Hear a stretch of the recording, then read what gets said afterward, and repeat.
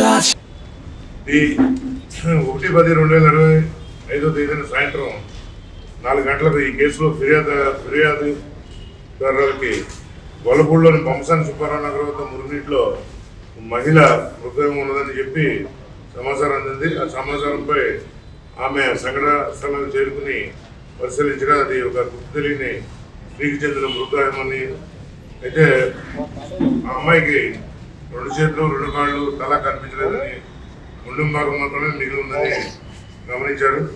మృతదేహం సుమారు 50 సంవత్సరాలు ఉంటుందని స్త్రీగా అనిపించింది. అలాగే శరీరంపై ఏ విధమైన దుస్తులు లేకుండా ఉన్నది. దీనిపై ఫిర్యాదుదారులు మౌలికూరు పోలీస్ స్టేషన్కి హాజరై 1/10/2025 తేదీన సాయంత్రం ఒక రిపోర్ట్ ఇవ్వడం జరిగింది. దాని మీద మనం 194 BNSS యాక్ట్ కింద కేసు కట్టి దర్యాప్తు ప్రారంభించడం అయింది. సీరియస్గా తీసుకుని మన కమిషనర్ గారు రాజశేఖర బాబు గారి ఉత్తర్వుల ప్రకారం teams Durgarao and CA Umameswara Rao and Anand Kumar మిగిలిన స్టాఫ్ అంతా కలిసి ప్రత్యేక బృందాలుగా ఏర్పడి దీని మీద నిఘా ఏర్పాటు చేయడం జరిగింది. దీని తరగల ఈ కేసులో పుత్తూరు విజయలక్ష్మి అనే 70 సంవత్సరాల వయసు గల ఆవిడ మిస్సింగ్ అయిందని చెప్పి మనకి రిపోర్ట్ కూడా రావడం జరిగింది.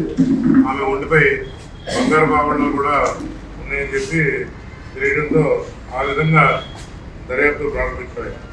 విచారణలో భాగంగా పుత్తూరు విజయలక్ష్మి చిట్టినగర్లోని సాయిరాం థియేటర్ సమీపంలోని వాసవి కళ్యాణ మండపంలో 30/9/2025 తేదీన మధ్యాహ్నం భోజనం కలిగినట్లు